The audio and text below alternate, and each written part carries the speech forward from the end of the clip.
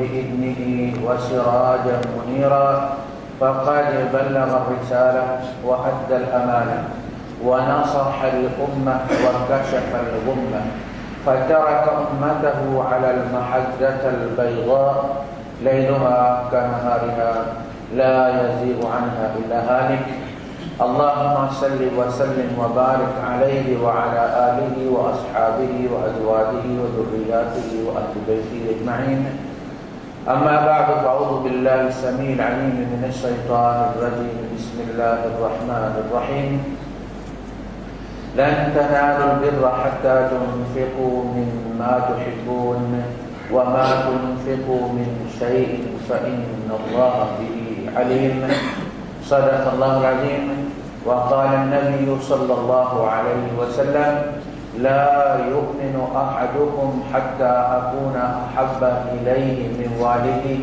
وولده والناس أجمعين أو كما قال النبي صلى الله عليه وسلم رب اشرح لي صدري ويسر لي أمري واحلل عقدة من لساني يفقهوا قولي آمين يا رب العالمين. سب سے پہلے تو آپ حضرات کو نئے اسلامی سال کی مبارک ہو. 1432 شروع ہو گیا ہے.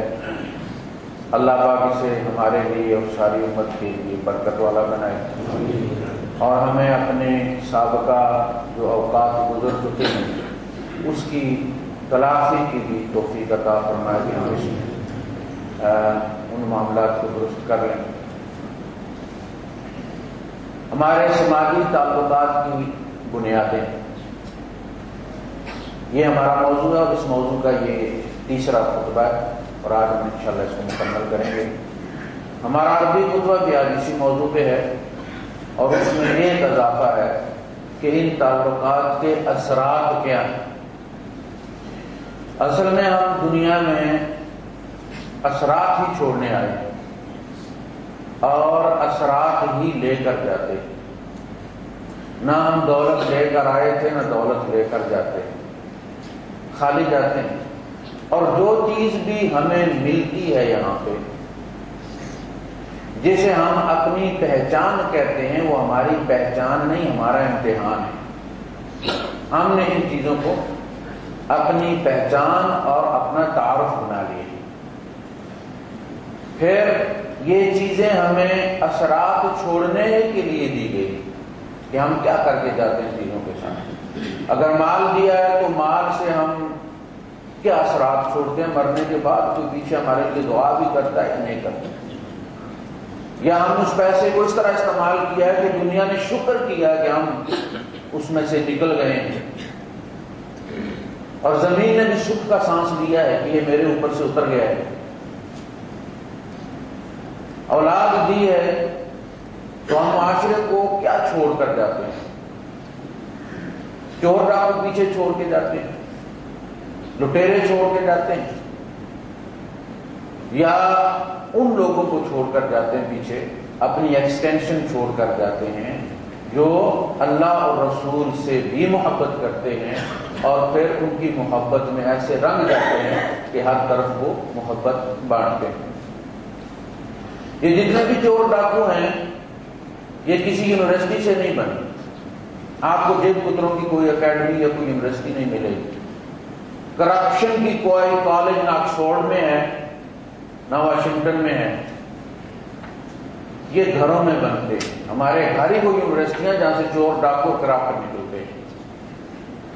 یہ کرپشن ہمارے باپ کی طرف سے انسٹال کی جاتی ہے, ہم اس کو رن کرتے ہیں. صرف بچہ 10-12 سال تک جو سیکھنا ہوتا ہے سیکھ جاتا ہے, پھر زمانہ پالش کرتا ہے, اس کو انسٹرومنٹ دیتا ہے اس سیکھے ہوئے پر عمل کرنے کے لیے.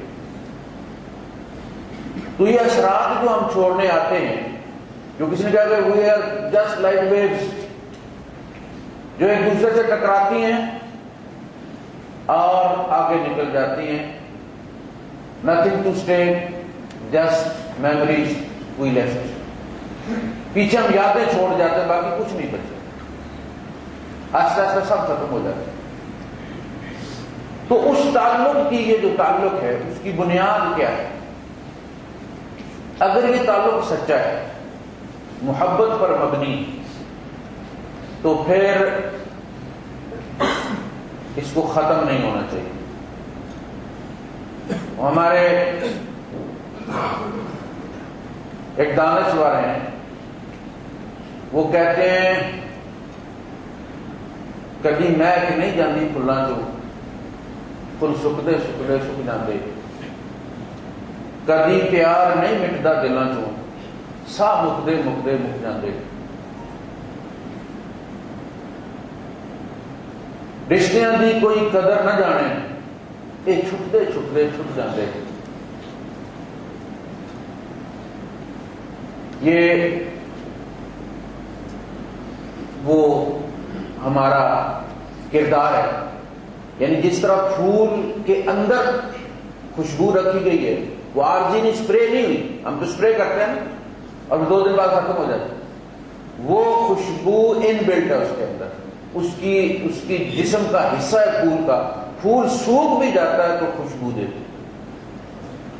اسی طرح کا محبت دل کے اندر ہے، حصہ بن گئی ہے بدن کا، تو پھر وہ بندہ صرف محبت بانٹتا ہے. حالات کیسے بھی سکا دیں حالات اس کو، لیکن وہ ہمیشہ پیار بانٹے، محبت بانٹے. اور یہ اصل اساس ہے. اللہ پاک نے بھی قرآن حکیم میں بار بار اس کی طرف توجہ دلائی کہ سب سے پہلی چیز والذین آمنوا اشد حبا للہ، ایمان والے ہوتے ہی وہ ہیں کہ جن کی اللہ سے محبت شدید ترین ہوتی ہے. باقی چیزوں سے محبت اللہ کی نسبت سے ہوتی ہے. اللہ کی سب سے پہلی نسبت اپنے رسول کے ساتھ ہوتی ہے. ہمیں خدا رسول کے ذریعے ملا ہے، اس کی صفات کا پتہ رسول کے ذریعے چلا ہے. لہذا مخلوق میں سے سب سے زیادہ محبت رسول سے ہوتی ہے. النبی اولیٰ بالمؤمنین من انفسہم، نبی مومنوں کو اپنی جان سے بھی زیادہ عزیز ہوتے ہیں. اور اللہ پاک نے فرمایا سورہ توبہ میں کہ مومنوں کو کبھی بھی اپنی جان کی فکر رسول کی جان سے بڑھ کر نہیں ہونی چاہیے.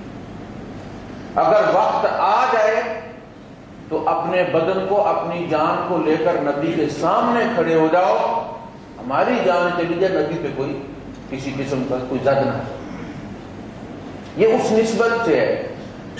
اور جتنی اللہ پاک سے نسبت کمزور ہوگی اتنا پھر وہ نسبت رسول سے بھی کمزور ہوگی.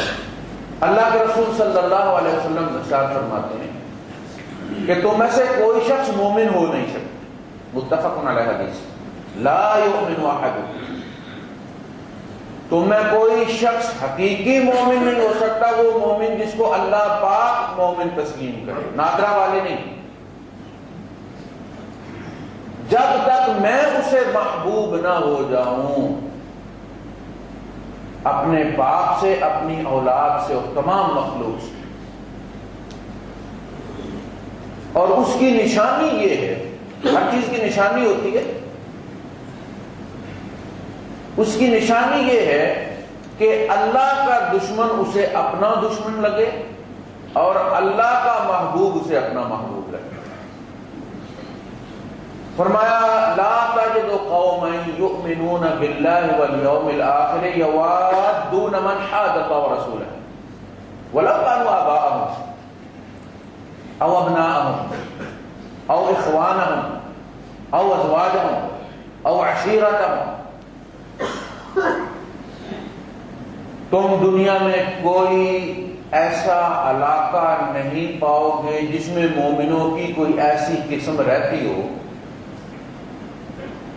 کہ جو محبت کرتی ہو ان لوگوں سے جو مخالف ہو اللہ اور اس کے رسول. یعنی علاقے میں جا کے مختلف علاقوں میں تاثیر تبدیل ہو جاتی ہے، لیکن کہا کہ یہ تاثیر کسی علاقے میں، اس پورے گلوب پر کہیں بھی نہیں ہوگی کہ وہ مومن اور اس کا تعلق، اس کی محبت ان لوگوں سے ہو جو اللہ رسول کے مخالف ہیں، اگرچہ وہ ان کے باپ دادا ہوں یا ان کی اولاد ہو یا ان کی بیوی ہو یا ان کا قبیلہ ہو یا ان کے بھائی. رشتے ناتے یہ. تو اللہ سے تعلق کے سامنے ہر تعلق ہیج. یہ تعلق ہے محبت کا تعلق. یہ تعلق ہے جو اللہ پاک کی طرف سے یحبہم ویحبون، رضی اللہ عنہم ورضوا عنہ. اللہ پاک ان سے محبت کرتا ہے. تو پھر آپ نے حدیث وہ سنی تھی کہ پھر جبرائیل کو بلا کے کہتا ہے مجھے فلاں سے محبت ہو گئی، تم مجھ سے پیار کرو، وہ میرا محبوب ہے. اور پھر جبرائیل سے کہا جاتا ہے وہ آسمان والوں میں منادی کر دیتا ہے، اور پھر اس کا اثر زمین پر محسوس کیا جاتا ہے. یہ وہ بندہ ہے جس کے لیے دعائیں کرتے ہیں فرشتے اللہ کے عرش کا طواف کرتے ہوئے. یہ وہ بندہ ہے جو مسجد سے غائب ہو جائے تو فرشتے ایک دوسرے سے ڈسکس کرتے ہیں، یتفقدونہ، وہ اس کو مس کرتے ہیں اور دعا کرتے ہیں اللہ پاک اگر کسی مصیبت میں مبتلا ہے تو اس کی مصیبت کو دور کرتے، اگر بھٹک گیا ہے تو اس کو ہدایت دے دیں. اس محبت کی نسبت سے اور اس کی نشانی پھر بتائی گئی لن تنالوا البر حتی تنفقوا مما تحبون. جب تک تم محبوب کو خرچ نہ کرو، نہ اس کی قربانی دو، تب تک تم نیکی کی حقیقت نہیں پا سکتے. اس لیے کہ محبت امتحان مانگتی ہے، محبت کی قربانی مانگتی ہے. جو چیزیں ہمیں دی گئی ہیں ان میں ہمیں پیار ڈالا گیا ہے ہمیں آزمانے کے لیے. زُيِّنَ لِلنَّاسِ حُبُّ الشَّهَوَاتِ، اور ایسے نہیں، وہ صرف مارکر کے ساتھ نہیں لکھا گیا، وہ کندہ کیا گیا ہے جس طرح پتھر میں کوئی چیز کندہ کی جاتی ہے. دل میں کھبو کے کہا ہے اگر ہم سے پیار کر دو. فَلَمَّا بَلَغَ مَعَهُ السَّعْيَ، جب بچہ باپ کے ساتھ بھاگنا دوڑنا شروع ہو گیا، باپ کی اٹیچمنٹ اس کے ساتھ ہو گئی، دل میں کھب گیا. بچہ جب لوتھڑا سا ہوتا ہے تو ماں کا پیار پہلے دن سے ہوتا ہے، اور پیدا ہونے کے پہلے دن سے نہیں، اس کے آمد سے پہلے دن سے. باپ کا پیار بڑھتا ہے جب انٹریکشن باپ کے ساتھ اس کا ہوتا ہے، اس کے کندھوں پہ سوار ہو کے جاتا ہے، کہیں مسجد جاتا ہے، بازار جاتا ہے، باپ گاڑی صاف کر رہا ہوتا ہے، بیٹا پاس کھڑا ہوتا ہے، تو اس وقت باپ کو پھر باپ بھی اس کو مس کرتا ہے. جب وہ کھب گیا دل میں، اس وقت دکھایا کہ میں ذبح کر رہا ہوں. تو محبت نبیوں سے بھی قربانی مانگتی ہے. مکہ کتنا عزیز تھا اللہ کے رسول صلی اللہ علیہ وسلم، قسم کھا کر حضور نے فرمایا کہ تو دنیا میں مجھے سب سے زیادہ عزیز ہے. لیکن اللہ کی خاطر چھوڑا، اور پھر ایسا چھوڑا کہ فتح کر کے بھی وہاں نہیں رہے. ہم نے تمہیں رب کی خاطر چھوڑا ہوا ہے، ہم یہ سودا واپس نہیں کرتے. پھر مدنی ہو کر رہے. تو محبت قربانی مانگ اس چیز کی جو دل میں، اس لیے کہا کہ ہر چیز سے پیار کرو، اس لیے کہ اس کا پیار ڈالا گیا، یہ کوئی عیب نہیں. ہمیں دولت اچھی لگتی ہے تو ہم وطن چھوڑ کر آئے ہیں. یہاں ہم تو بالکل پڑوس میں بیٹھے ہوئے نا، کراچی والا نہیں پہنچتا اسلام آباد، ہم پہنچ جاتے ہیں. لاہور والا جنازے پہ نہیں پہنچتا، دبئی والا پہنچ جاتا ہے. وہ جن کے 9 اور 18 گھنٹے کا سفر ہے، ان کو کیا چیز لے کر گئی ہے؟ پاؤنڈز.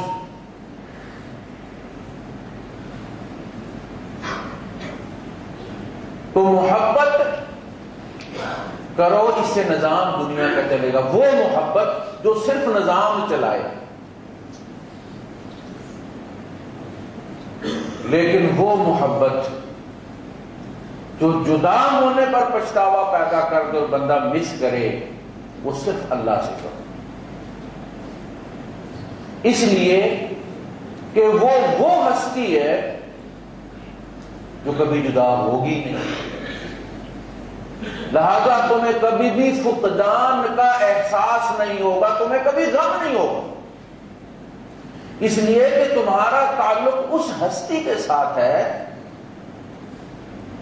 جو کبھی تم سے جدا نہیں ہوگی، سانس چلتے ہوئے بھی، سانس نکل جانے کے بعد بھی، دفنا دینے کے بعد بھی، حشر میں کھڑا کرنے کے بعد بھی، پہلا جو اعلان ہوگا وہ کہا جائے گا وہ کہاں ہیں جو میری خاطر آپس میں محبت کیا کرتے تھے، میرے عرش کے سائے کے نیچے آ جاؤ۔ وہ دھوپ برداشت نہیں کرتا ان کے لیے، گرمی برداشت نہیں کرتا ان کے لیے، تو لا خوف علیہم ولا هم یحزنون، نہ تو ان میں یہ خوف ہے کہ ان کا محبوب ان سے جدا ہو جائے گا، اور نہ محبوب کی جدائی کے بعد جو غم ہوتا ہے وہ ان کو ہوگا، اس لیے کہ ان کا محبوب جدا ہونے والا ہی نہیں ہے، باقی جس جس چیز سے پیار کرو گے وہ جدا ہونے والی ہے، تمہیں غم بھی چکنا پڑے گا، تمہیں حزن بھی ہوگا، تم ولی نہیں بن سکتے۔ الا ان اولیاء اللہ لا خوف علیہم ولا هم یحزنون، یہ کیفیت پیدا ہی اس وقت ہوتی ہے کہ جس وقت انسان کسی چیز سے حسب ضرورت تعلق رکھے۔ دیکھیے ایک ہی انجن ہوتا ہے، اس میں تیل بھی دوڑ رہا ہوتا ہے، اس میں پانی بھی دوڑ رہا ہوتا ہے، اس کا مینیفولڈ ہے، پانی والا کھانا الگ ہے، وہ بھی بہت ضروری ہے، وہ نہ ہو تو بھی انجن سیز ہو جاتا ہے، آئل والا کھانا الگ ہے، وہ نہ ہو تو بھی انجن سیز ہو جاتے ہیں، لیکن ان کے اپنے کھانے جب ان کی سیلیں لیک ہو جائیں اور پانی تیل میں اور تیل پانی میں جانا شروع ہو جائے تو گاڑی کا بیڑا غرق ہو جاتا ہے۔ ہماری زندگی کی گاڑی کا بیڑا اس لیے غرق ہو گیا ہماری سیلیں سڑ گئی، ہم نے مکس اپ کر دیا ہے اللہ اور مال اور اولاد کو، ہم یہ طے نہیں کر پا رہے کہ کون سا کنیکشن کہاں لگانا ہے۔ تو سب سے جو پہلا تعلق ہوگا وہ ہوگا محبت جو دائمی ہے۔ دیکھیں یہ جو محبت ہے اللہ پاک کی، یہ بیک گراؤنڈ میں انسان کے اندر رہتی ہے، انسان بے شک اپنے کام کرتا ہے، دنیاوی کام تو کرنے، نظام چلانا ہے، لیکن ہو سکتا ہے کہ ایک جوتی گانٹنے والے موچی کو کسی امام مسجد کسی مفتی سے زیادہ رب سے پیار ہو، اس کے لیے کوئی کرائٹیریا طے نہیں کیا گیا کہ مولویوں کو زیادہ ہوتا ہے۔ ہو سکتا ہے وہ دکاندار جو دکان پر کھڑا ہے اور پورا تولتا ہے وہ بھی عرش کے سائے کے نیچے ہو۔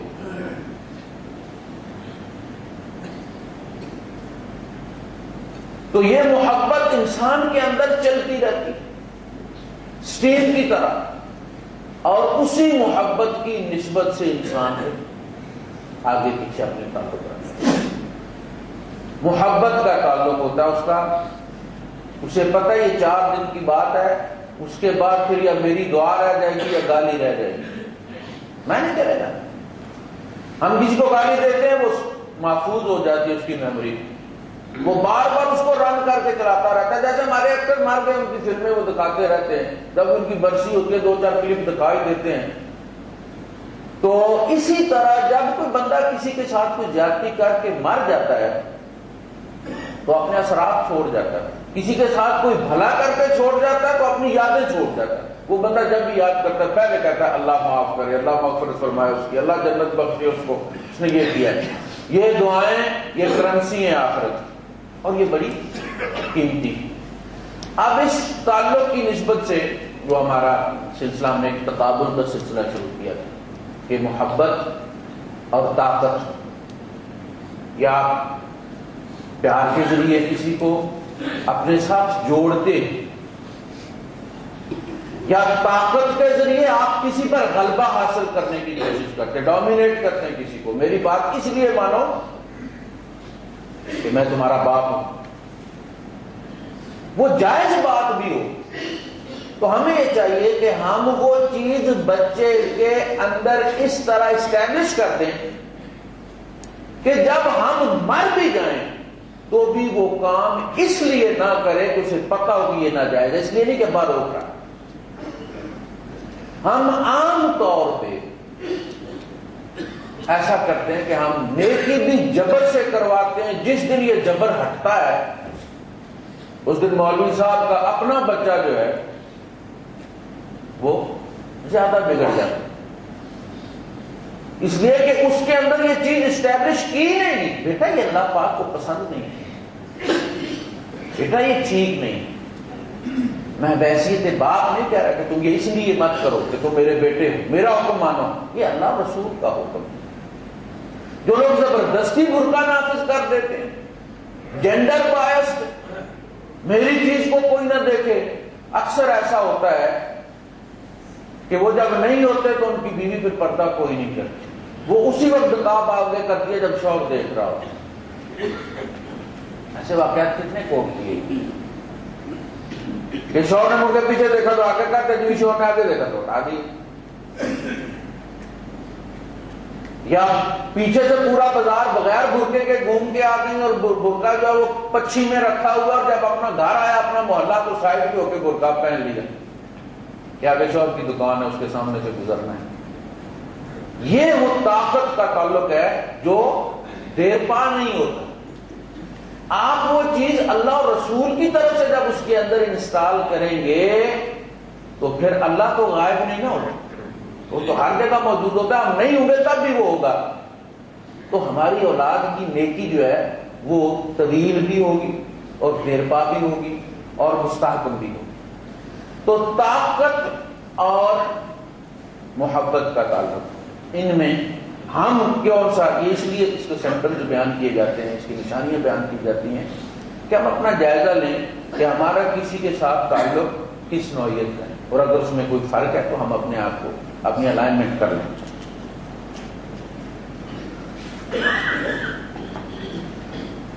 جن پر بات ہو چکی ہے وہ یہ ہے کہ محبت میں نفسیات دینے کی ہوتی ہے اور طاقت میں نفسیات لینے کی ہوتی ہے۔ محبت دے کر خوش ہوتی ہے اور طاقت لے کر چھین کر خوش ہوتی ہے۔ محبت میں نفسیات حکم ماننے کی ہوتی ہے، محبت محبوب کا حکم مان کر خوش ہوتی، سیٹسفائی ہو جاتی، اور طاقت حکم چلا کر خوش ہوتی۔ میں جب بھی یہ کہتا ہوں تو پھر میں یہی کہتا ہوں کہ ہمارے گھر اجڑتے اس لیے کہ شادی ہوتے ہی ہماری محبت ختم ہو جاتی ہے، محبوبہ بیوی میں تبدیل ہو جاتی ہے، اور ہماری ورکنگ ریلیشن شپ قائم ہو جاتی ہے۔ ہم لسٹ نکال لیتے ہیں کہ تمہیں کیا کیا کرنا ہے اور کس طرح کرنا ہے۔ اب وہ تعلق لیبرر، مزدور اور فورمین والا ہو گیا، میری ماں کی بھی خدمت کرنی ہے، فلاں کی بھی خدمت کرنی ہے، یہ بھی کرنا ہے، یہ بھی کرنا ہے، میرے پوچھے بغیر فلاں کے نہیں جانا، اپنی ماں کے نہیں جانا، بھائیوں کے نہیں جانا، کسی کو تحفہ نہیں دینا، ٹھیک ہے۔ اس کے بعد جب ہم اس کے ماں باپ کے متعلق جو ہمارا رویہ ہوتا ہے جس طرح ہوتا ہے، پھر وہ بھی ہماری ماں کو اسی طرح ٹیکل کرتی ہے۔ اپنی ماں سے ہماری ماں اس کو کبھی پیاری نہیں ہوگی، یہ نفسیات کے خلاف ہے۔ اس کی ماں بھی اس کی ماں ہے، اتنی تکلیف کے ساتھ اس نے پیدا کیا اور اتنے مہینے رکھا ہے اسے، اور پڑھایا اور پیسہ لگایا ہے۔ ہماری ماں کے فضائل سارے قرآن اور حدیث میں آ گئے، اس کی ماں کے کوئی نہیں۔ جو آیت نازل ہوتی ہے، جو حدیث نازل ہوتی ہے، وہ میری ماں کے بارے میں ہوتی ہے۔ جب بھی تفسیر کرتا ہوں تو اپنی اماں کے، میری جنت میری ماں کے قدموں کے نیچے ہوگی، اس کی جنت میری ماں کے قدموں کے نیچے نہیں۔ ہاں ہم اس کی ماں کو اپنی ماں سمجھیں گے تو وہ ہماری ماں کو بغیر کہے اپنی ماں سمجھے گی۔ اگر ساس اور بہو ہیں تو ساس یہ سمجھے کہ میں نے ایک بیٹی نکالی تھی، ایک بیٹی لے آئی، اللہ نے میری کمی پوری کر دی۔ جس طرح اپنی بیٹی کی غلطیاں چھپاتی تھی بھائیوں سے اور اس کے باپ سے، اسی طرح اس بیٹی کی بھی چھوٹی چھوٹی جو ہے وہ چھپائے گی تو گھر چلے گا۔ اگر وہ میگنیفائنگ گلاس رکھ کے موٹی موٹی کر کے دکھائے گی اپنے بیٹے کو تو جھٹپٹ طلاق ہو جائے گی۔ یہاں بھی تو نفسیات وہی ہے، اور وہ جو آئی ہے وہ یہ سمجھے کہ ایک ماں میں چھوڑ کے آئی تھی، اللہ پاک نے مجھے دوسری ماں دے دی۔ اور مائیں گالیاں بھی دیتی ہیں، پیٹتی بھی ہیں، سارا کچھ ہوتا ہے، وہ سمجھے میری ماں ہے۔ اگر گالی دے بھی دے تو وہ سمجھے کہ ماں بھی تو دیتی رہتی تھی، اس پہ میں نے کون سا مقدمہ کر دیا تھا۔ اماں سمجھ کے ڈیل کریں گے تو گھر آسانی سے چلے گا۔ تو ہمارے یہاں ہمیشہ طاقت کی نفسیات کام کرتی تھی، حالانکہ ہر ساس جو ہے وہ بہو رہ کر آئی ہوتی ہے، اور اسے پتہ ہے کہ بہو کو ساس کی کون کون سی عادتیں چبھتی، اور جب وہ ساس بنے تو اسے چاہیے کہ وہ نہ کرے جو اس کو بہو ہوتے ہوئے ناپسند تھا۔ اگر یہ کرتی ساری ساسیں اور ہر ساس 2% عادتیں بھی کم کرتی چلی جاتی تو اس وقت ایک مثالی رشتہ ہوتا ساس اور بہو کا۔ لیکن ساس کرتی کیا ہے؟ ہماری جب حکومتیں ہوتی ہیں نا، یہ جب اپوزیشن میں ہوتے ہیں تو ساری دفعات کو گالی دیتے ہیں، یہ 144 انگریزوں کا تحفہ، یہ تو قرآن میں نازل نہیں ہوئی ہے، اس کی وجہ سے ہمارے اتنے آدمی پکڑے ہوئے، یہ نیا بچہ نہیں ہے۔ اچھا جو ہی حکومت میں آتے ہیں تو وہی 144 پہلے دن سے ٹھوک دیتے ہیں جناب، وہی نیا پکڑنا شروع ہو جاتی ہے۔ اب انہیں اسی کے ذریعے تو طاقت کا احساس ہوتا ہے، ورنہ حکومت کیا کرنی ہے؟ اگر یہ بھی نہ ہو تو ہر حکومت اپوزیشن میں رہ کر آئی ہوتی ہے، اگر اس کے اندر کوئی انسانیت ہو تو وہ غلطیاں نہ کرے جو بحیثیت اپوزیشن اس کو چبھتی تھی۔ تو ساس جو ہے وہ جب ساس بنتی ہے تو اسے پتا چلتا ہے کہ بڑے مزے ہیں بھائی ساس ہونے میں۔ کہتے ہیں کہ کسی ملک کا، یورپی ملک کا صدر ہونے کا اتنا مزہ نہیں آتا جتنا پاکستان میں ڈی سی ہونے کا مزہ ہے۔ جب وہ ساس بندے کے کہتے ہیں کہ بلند ہو تو کھلے تجھ پہ زور پستی کا۔ جب آپ کسی چیز میں خود مبتلا ہوتے ہیں تو آپ کو پتا چلتا ہے کہ اس کے اندر کتنی کشش تھی۔ غریبوں کو امیروں پر بڑا غصہ آتا ہے، یہ دیتے نہیں ہیں، اگر ہم ہوتے تو ہم یہ کر دیتے، لیکن جب خود امیر ہوتے ہیں اس وقت انہیں پتا چلتا ہے کہ اس پیسے میں کتنی کشش ہوتی ہے۔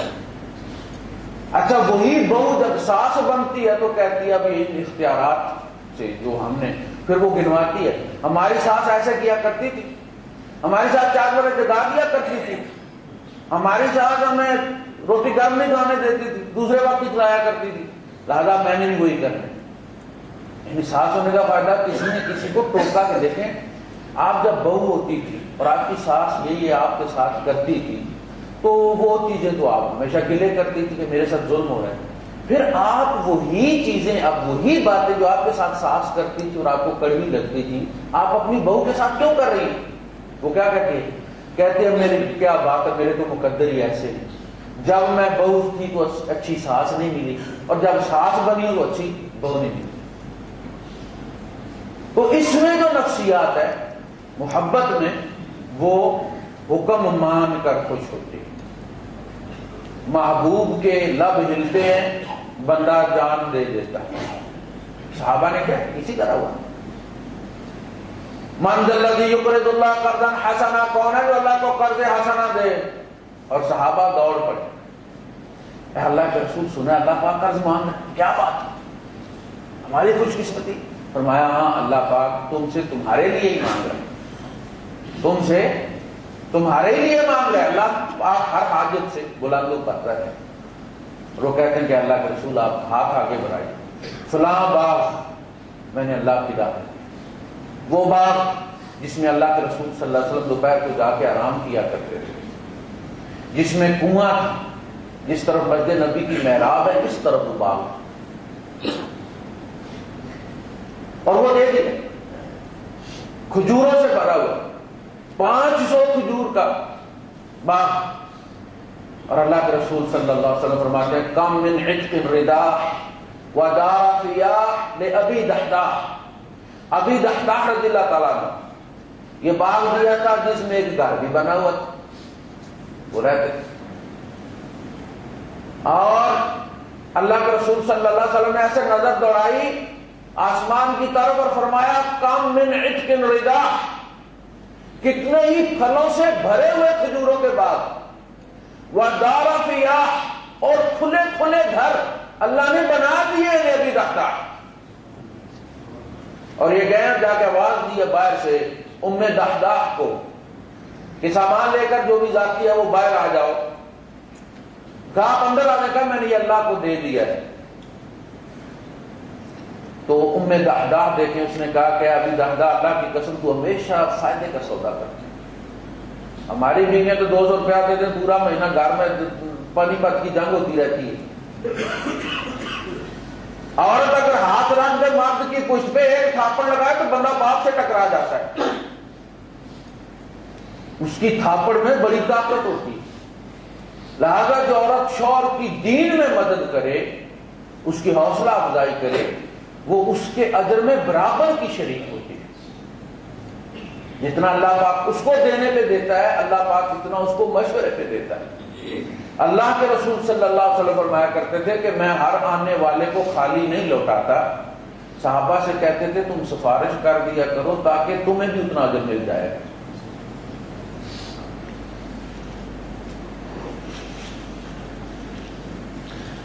جی، محبت حکم مان کر خوش ہوتی ہے اور طاقت حکم چلا کر خوش ہوتی ہے. شادی سے پہلے مطالبے مان کر ہمیں خوشی ہوتی ہے، شادی کے بعد حکم چلا کر خوشی ہوتی ہے. محبت میں دوسرا اہم ہوتا ہے، طاقت میں اپنی ذات اہم ہوتی ہے. محبت میں ہمیشہ دوسرے کے تاثرات کا خیال رکھتا ہے، اس کو کیا کھانا پسند ہے وہ اس کی پسند کا کھانا پکاتی ہے. اور طاقت میں اپنی ذات اہم ہوتی ہے، بندے کو یہی فکر ہوتی ہے کہ بس میری پسند اس گھر میں ہو، ہر چیز میری پسند کی. تو یہ فرق ہے. محبت اپنی خاموشی سے پہچانی جاتی ہے. کیا چلتا ہے؟ اس کی اپنی اثرات ہوتے ہیں محبت کے. جس طرح ریڈیو ایکٹیویٹی ہوتی ہے، وہ مواد اگر کہیں ایک جگہ رکھ دیا جائے وہ وہاں پڑا پڑا پورے شہر کو مار سکتا ہے. دھماکے کی ضرورت نہیں، ایک جگہ تھیلا رکھ دیا جائے اس کی ریڈیشن سے پورا شہر مر جاتا ہے. محبت ایسی چیز ہے کہ دل میں اگر ہو تو منہ سے دعویٰ کرنے کی ضرورت نہیں ہوتی. وہ چونکہ انسان کی نظر میں جب آدمی اپنی پسندیدہ چیز کو دیکھتا ہے، محبوب کو دیکھتا ہے، تو اس نظر کی چمک یہ بتاتی، یعنی پسندیدہ چیز جب آدمی روڈ پہ چل رہا ہو تو کوئی خاتون چلی جائے تو اس کے سارے کپڑوں کی تفصیل آپ کے پاس ہو، پورا سکین. گھر والی کے کسی سے پوچھ لیں آپ کے آج کون سا جوڑا پہنا ہوا تھا، کوئی نہیں یاد ہوگا. جب محبت ہوتی ہے وہ لفظ سے بھی بولتی ہے، آنکھ سے بھی بولتی ہے، ہاتھ سے بھی بولتی ہے، اس کے اپنے اثرات ہوتے ہیں. وہ قربانی دے کے بھی نہیں کہتی میں نے قربانی دی ہے، وہ دعویٰ نہیں کرتی، وہ خلیج ٹائمز میں اپنا فوٹو نہیں دیتی، کوئی اشتہار نہیں دیتی. محبت اپنی خاموشی سے پہچانی جاتی ہے. جو عورتیں اپنا من تاج کر دیتی ہیں، گھر چلاتی ہیں، قربانی دیتی ہیں، ایک وقت آتا ہے کہ انہیں ان کا صلہ ملتا ہے. اور طاقت اپنی بڑکوں سے پہچانی جاتی ہے. میں نے یہ کر دیا، میں نے وہ کر دیا، ہم نے یہ کر دیا. ایک ایک منصوبہ 3 بار ہمارے سیاستدان جا کے اس کے انوگریشن کرتے ہیں کہ نہیں؟ دوسروں پہ کیے ہوئے منصوبوں پر اپنی تختی لگاتی ہے کہ نہیں؟ یہ برکیں ہیں، یہ طاقت کی پالیٹکس ہے، یہ محبت کی پالیٹکس نہیں ہے۔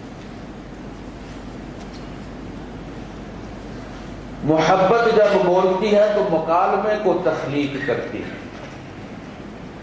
محبت جب بولتی ہے تو مکالمہ ہوتا ہے، انٹریکشن ہوتا ہے، کیونکہ یہ سننا پسند کرتی ہے، اور جب دوسرا بولتا ہے تو مکالمہ پیدا ہوتا ہے۔ اور طاقت چونکہ خود بولتی ہے، کسی کو بولنے نہیں دیتی۔ طاقت کہتی ہے سب کچھ ہی میں ہوں، لہذا طاقت خود کلامی کو جنم دیتی، اس میں مکالمہ نہیں ہوتا، صرف وہی بندہ اپنے آپ سے ہی باتیں کر رہا ہوتا ہے، اپنی تعریف خود ہی کر رہا ہوتا ہے، تو وہ خود کلامی ہوتی ہے۔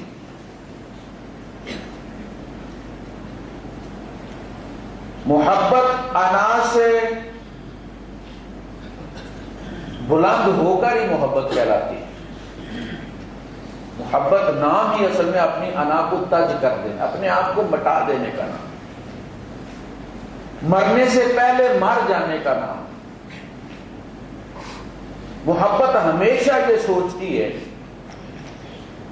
کہ میں نے کسی کو کیا پیش کیا ہے، اور جو پیش کیا اس میں کوئی کمی تو نہیں کی، کوئی خامی تو نہیں کی۔ اور طاقت ہمیشہ اس پہ نظر رکھتی ہے کہ مجھے کسی نے کیا دیا، اور جو دیا ہے یہ کس سٹینڈرڈ کا ہے۔ محبت اپنی ذات کی فکر کرتی، جب انا سے بلند ہوتی ہے تبھی محبت کہلاتی ہے، ورنہ وہ انا پرستی ہوتی ہے۔ جبکہ طاقت انا کی اسیر ہوتی ہے، وہ سیلف اورینٹڈ ہوتی ہے، وہ اپنی ہی فکر ہوتی ہے اس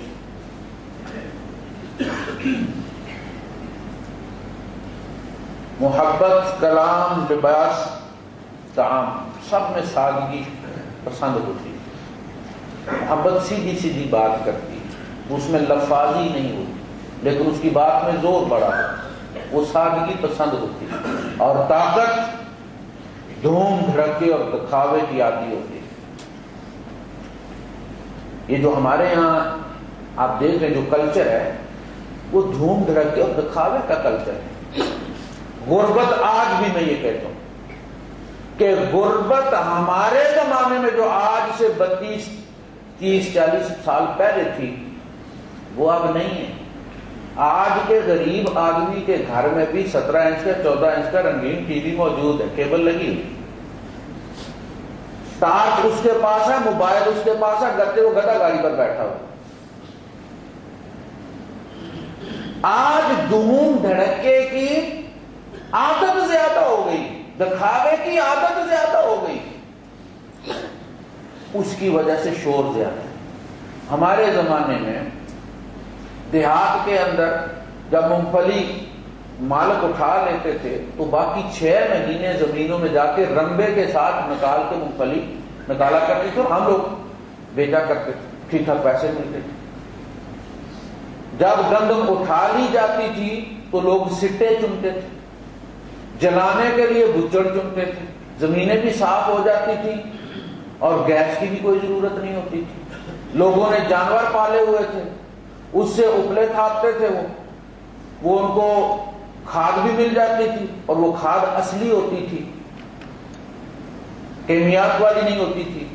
پھر یہ کہ اس سے ان کو ایندھن بھی ملتا تھا، پلس یہ کہ دودھ ملتا تھا، لہذا دودھ سستا ہوتا تھا۔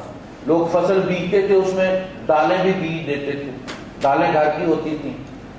زمین نہیں بھی ہو، گھر کے اندر ایک بالٹی کے اندر، چوڑی بالٹی کے اندر بھی لوگ، خواتین جو ہوتی تھی عقل مند، وہ اس میں مٹی ڈال کے کھاد ملا کے اس کے اندر جو ہے وہ دھنیا لگا دیتی تھی، اس کی چٹنی بنا لیتی تھی، لسی گھر کی ہوتی تھی، کوئی مسئلہ ہی کوئی نہیں۔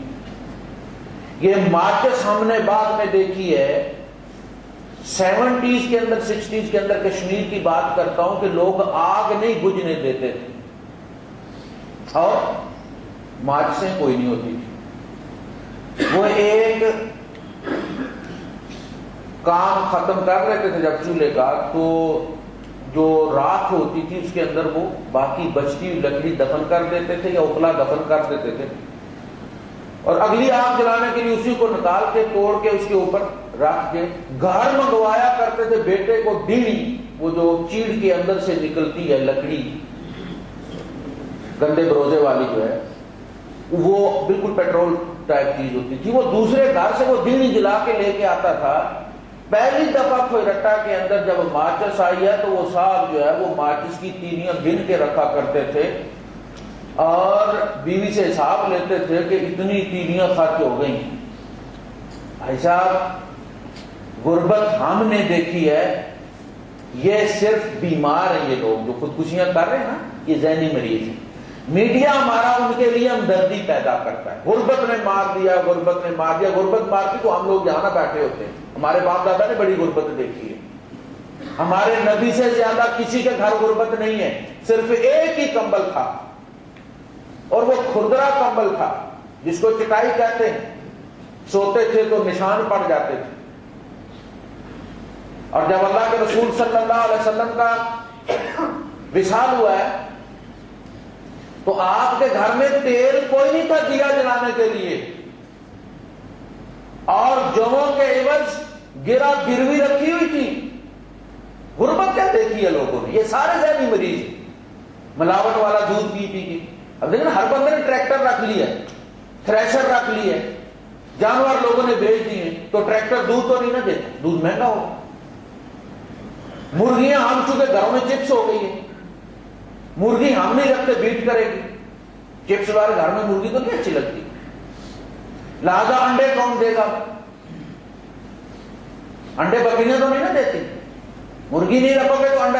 پہلے یہ ہوتا تھا کہ دیہات والے لگا کے چیزیں بیچ کے شہروں میں بھیجا کرتے تھے، شہر ان سے چلتے تھے، شہر والے ملوں میں کپڑا بناتے تھے، دیہات میں چلتا تھا۔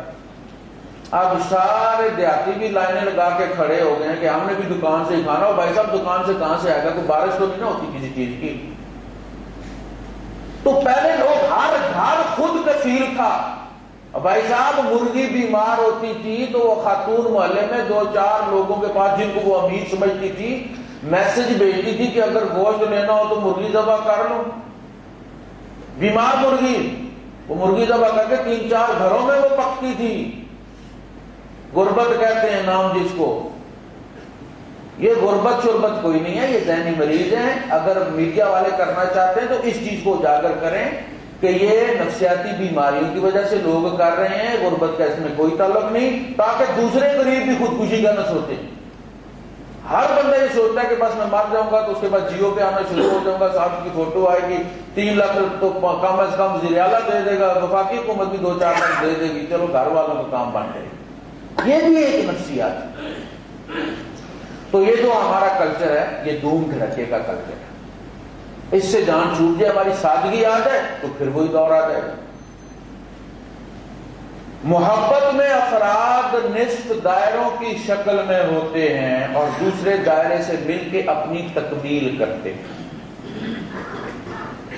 محبت میں ہر بندہ پھٹے ہوئے نوٹ کے 2 حصے ہوتے ہیں، درمیان میں سے آپ کاٹ دیں، سب کو پتا ہے کہ وہ جڑے گا تو چلے گا، اس کی بقا جوڑنے میں۔ 1000 کے نوٹ کے درمیان سے آپ بالکل درمیان میں رکھ کے کینچی چلا دیں، آپ اس ایک حصہ جیب میں رکھ لیں، دوسرا حصہ لے کے سارے شہر میں پھریں، کوئی 100 میں بھی نہیں خریدتا، حالانکہ 500 کا ہے نا۔ آج میاں اس لیے بے وقت ہو گیا ہے، بیوی اس لیے بے وقت ہو گئی ہے کہ ہر ایک یہ سمجھ رہا ہے کہ وہ 500 کا ہے کٹ کے، اور جو کٹ جاتا ہے اس کی کوئی ویلیو نہیں ہوتی، وہ 10 درہم کا بھی نہیں ہوتا۔ اسی کو ٹیپ لگا کے جوڑ دیجئے، وہ 1000 کا ہو جائے گا۔ مولوی یہی کرتا نا، نکاح کیا ہوتا ہے، نکاح ٹیپ ہی لگاتا ہے مولوی، 2 کو جوڑ دیتا ہے، دونوں 1000 کے ہو جاتے ہیں، اور جب یہ کٹ جاتے ہیں تو پھر ٹیڑھی کے نہیں رہتے۔ تو محبت میں باپ اور اولاد ایک دائرے کی شکل میں ہوتے ہیں، باپ کی بقا اس کی اولاد میں، اور اولاد کی بقا باپ کے ساتھ جڑنے میں۔ خود کفیل کوئی نہیں، عورت لاکھ کیا جب تک شوہر کے ساتھ جڑی، اپنے گھر میں بھوکی بھی ہو تو باہر اس کی عزت ہے، اور باہر اگر وہ نکل گئی ہے تو کروڑ پتی بھی ہو تو پیسے کی نہیں۔ مولانا جوہر سے ایک دفعہ گوہر بائی جو تھی وہ طوائف تھی، بلکہ نائکہ تھی، کہیں مجلس میں کہیں ملاقات ہوگی تو اس نے کہا کہ مولانا آپ سب کے بارے میں شعر کہتے ہیں تو ہمارے لیے کوئی شعر نہیں آپ کے پاس۔ انہوں نے کہا جی آپ ابھی لیجئے۔ تو آپ نے شعر عرض کیا، کہتے ہیں کہ ہے آج کون خوش نصیب گوہر کے سوا، سب کچھ خدا نے دے رکھا ہے شوہر کے سوا۔ تو اسے بعد میں سب کچھ مل سکتا ہے، شوہر کے سوا کوئی ویلیو نہیں، بے شوہر کی عورت کی کوئی وقت نہیں۔ اپنے گھر میں تنگ بھی ہوگی تو جہاں جائے گی عزت ہوگی اس کی، شوہر والی کی نہیں جائے گی، اس کا وقار ہوگا۔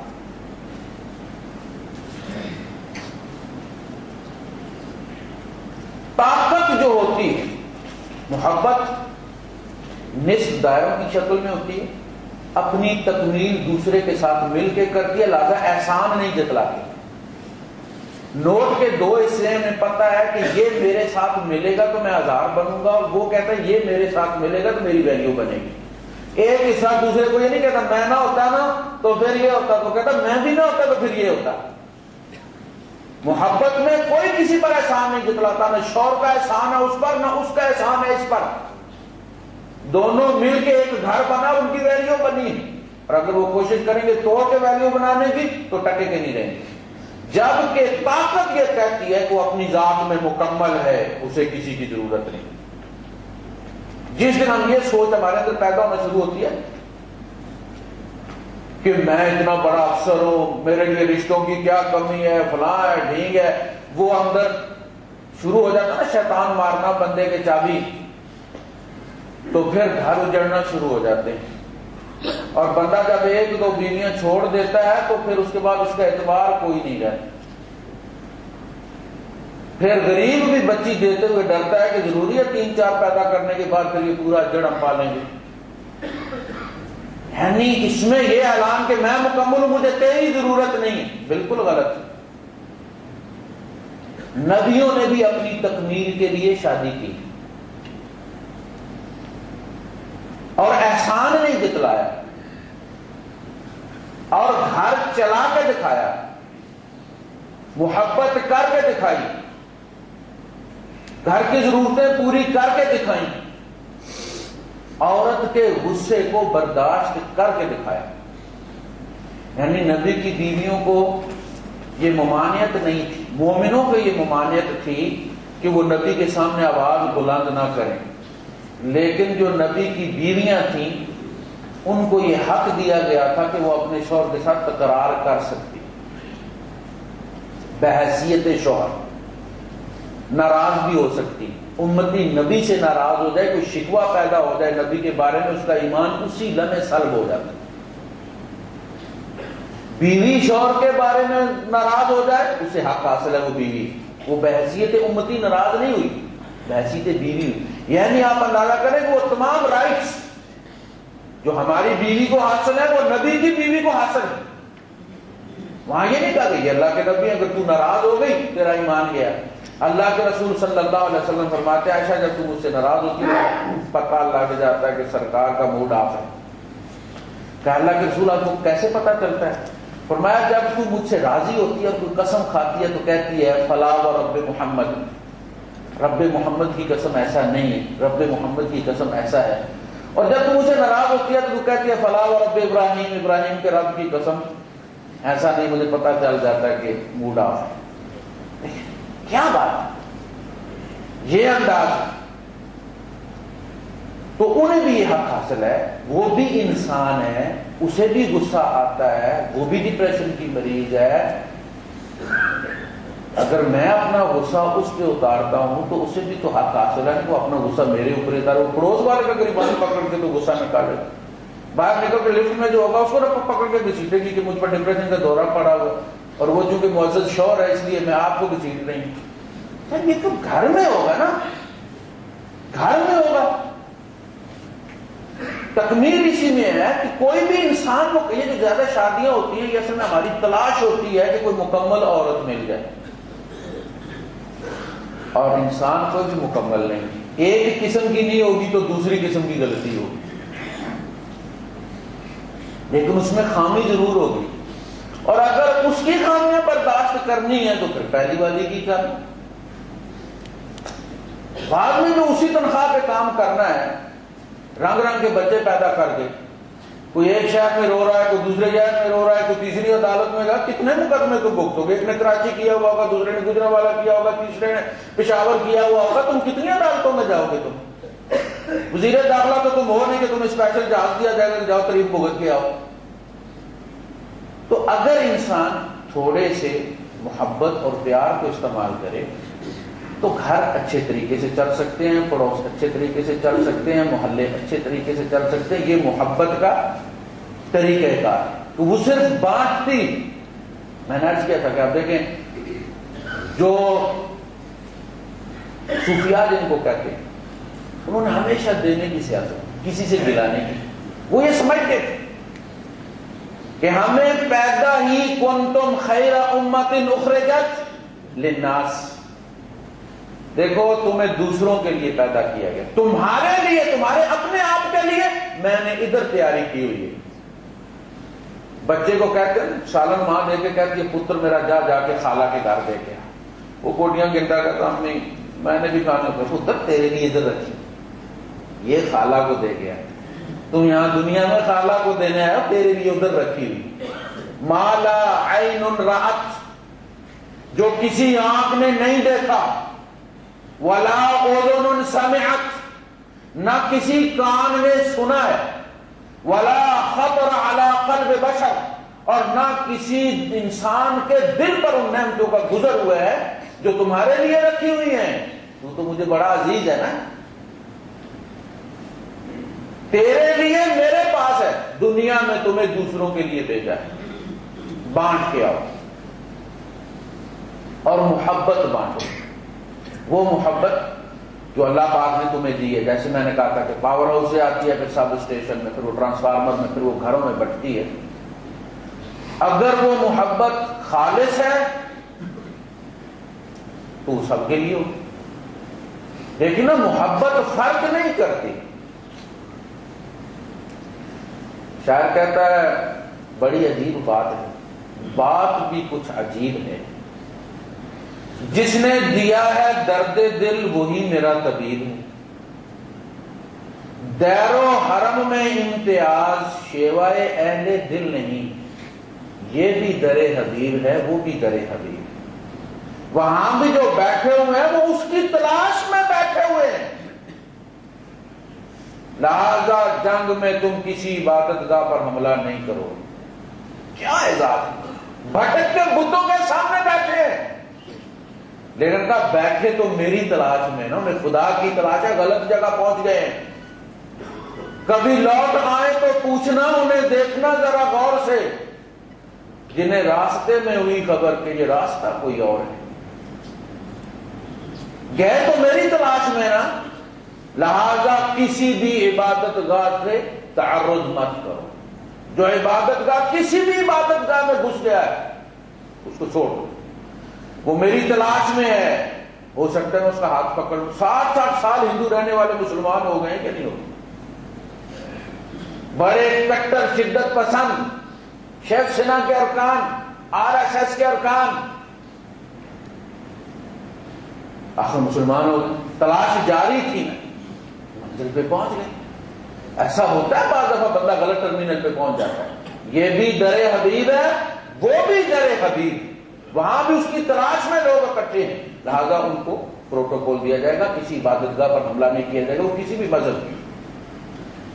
تو تمہیں محبت بانٹنے کے لیے دیا گیا، اسی لیے آپ دیکھیں جتنے بھی لوگ مسلمان ہوئے ہیں ان صوفیاء کے ہاتھوں پہ، وہ ہندو سکھ ہی تھے نا، ہمارے باپ دادا ہندو سکھ۔ راجپوت کہنے کا مطلب ہی یہ ہے کہ ہم راجوں مہاراجوں کی اولاد ہیں، ہندوؤں کی اولاد ہے، فلاں راجپوت، عوام راجپوت، چوہان راجپوت، یہ سارے چودھری جتنے چودھری، چرن سنگھ چودھری، شجاع، یہ سارے کے باپ دادا پیچھے ہٹتا، یہ کیسے مسلمان ہوئے؟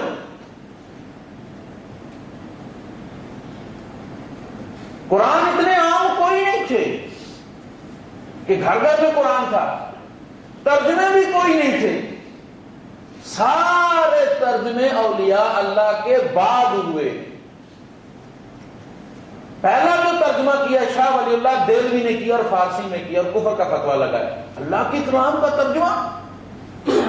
یہ مولوی جب تک کسی کو کافر قرار نہ دے بعد میں پھر کہتا ہے اس پر بھی پیشاب نہیں کیا تھا, اس پر بھی نہیں کیا تھا, اس پر بھی.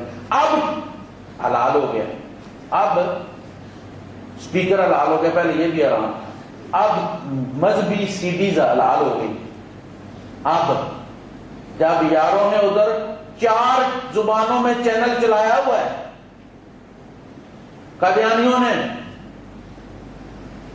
اب ان کے یہاں جا کے سی ڈیز جو ہے اب حلال ہوئی.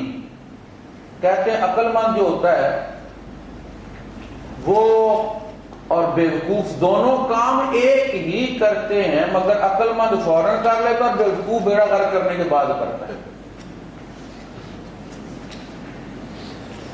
تو ان کو پر فتویٰ لگ گیا. نظام الدین اولیاء 10 لاکھ بندہ مسلمان کیا یار, 10 لاکھ بندہ اس زمانے میں. ان کا کیا تعلق, ان کے پاس وہ کیوں آتے تھے؟ آپ لوگ تو آتے ہیں تقریر سنتے, اللہ پاک قبول فرمائے. سب سے مشکل کام سننا ہے. شیکسپیئر نے بھی کہا کہ ہر کالج میں ہمیں پڑھنا سکھایا جاتا ہے, بولنا سکھایا جاتا ہے, لکھنا سکھایا جاتا ہے, سننا کہیں بھی نہیں سکھایا جاتا. اور میں کہتا ہوں سننا نبی کے دربار میں سکھایا جاتا ہے. وَاسْمَعُوا, تم صرف سنو, وَأَطِیعُوا, سننا سب سے مشکل کام ہے. اور خاموش رہنا. بولنے کی کلاسیں ہوتی ہیں, خاموشی کی کوئی کلاس نہیں ہوتی کہ خاموشی سکھائی جائے. خاموشی بھی اللہ کے رسول صلی اللہ علیہ وسلم کے یہاں سکھائی جاتی ہے. وَأَنصِتُوا, خاموش رہو. سننا, خاموش رہنا, دونوں بڑے مشکل کام ہیں اور آپ یہ دونوں کام کرتے ہیں. آپ 1 گھنٹہ اتنی تنگ جگہ پہ بیٹھے رہتے ہیں اور خاموش رہتے ہیں اتنا عرصہ. اللہ پاک آپ کا یہ سننا, حسن استماع جو ہے آپ قبول فرمائے. یہ جہاں تک یہ بات جاتی ہے, آگے چل رہی ہیں, لوگ ہدایت لے رہے ہیں, لوگ عمل کر رہے ہیں, اس میں آپ کا اجر بھی اتنا ہی ہے جتنا میرا ہے. یہ آپ کے اور میرے تکامل کے ساتھ, آپ نصف دائرہ ہیں, میں نصف دائرہ ہوں. یہ آپ کے سننے کی وجہ سے میں کہتا ہوں اور میرے کہنے کی وجہ سے جہاں تک بات پہنچتی ہے آپ کا برابر کا اس میں حصہ ہے. آپ اللہ پاک, یہ بھی آپ کے لیے بھی صدقہ جاریہ ہے. ورنہ جہاں حسن استعمال ہو, مجھے پتا ہوتا ہے کہ میں یہاں تک بات آپ سے کر چکا ہوں, آپ کی نگاہیں یہ سگنل دے رہی ہوتی ہیں کہ انسٹالیشن مکمل ہو گئی ہے, آپ نے جو بات کی ہمارے اندر چلی گئی ہے, ہم سمجھ گئے ہیں, لہذا اگلی بات کہنے کا سلسلہ جاری رہتا ہے فوراً. لیکن جب کہیں پاکستان میں آگے پیچھے جا کے بات کرنی ہوتی ہے تو مجھے یہ پریشانی ہوتی ہے کہ ہو سکتا ہے کہ جہاں سے میں بات شروع کرنے لگا ہوں ہو سکتا ہے ان کا ونڈوز 7 ہو, XP والی نہ ہی رن کرے, اس پہ بات چلے نہ چلے, تو وہاں 1 گھنٹہ میرے لیے عذاب بن جاتا ہے. یہاں 1 گھنٹہ پتہ بھی نہیں چلتا, گھنٹہ گزر جاتا ہے. تو حسن استماع, سنتے ہیں آپ, واسمعوا, اور یہ بہت مشکل کام ہے. اللہ پاک کو منظور فرمایا. تو انسان یہاں آیا ہے محبت بانٹنے, ایک انٹریکشن ہوتا ہے, لوگ آتے ہیں. آپ کو کئی تقریریں ملی ہوں, ان اولیاء اللہ کی تقریریں کوئی نہیں کرتے تھے, یہ عمل کرتے تھے. صحابہ کی تقریریں آپ کے پاس ہیں, کوئی نہیں, عمل ہے. اس زمانے میں عمل گھر گھر تھا, علم کہیں کہیں تھا, 2 مہینے سفر کر کے جانا پڑتا. آج علم گھر گھر ہے, عمل کے لیے پتہ نہیں کہاں جانا پڑے گا. کوئی ایسا بندہ جو عمل بھی کرتا ہو ملے. وآخر دعوانا الحمدللہ رب العالمین.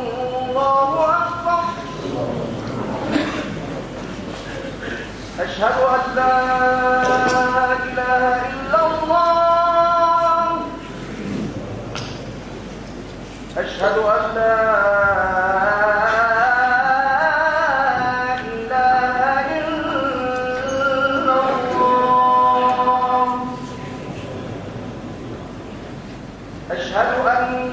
محمد رسول الله أشهد أن محمدا رسول الله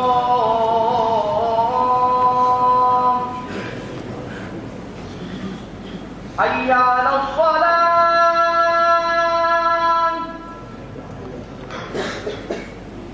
حي على الصلاة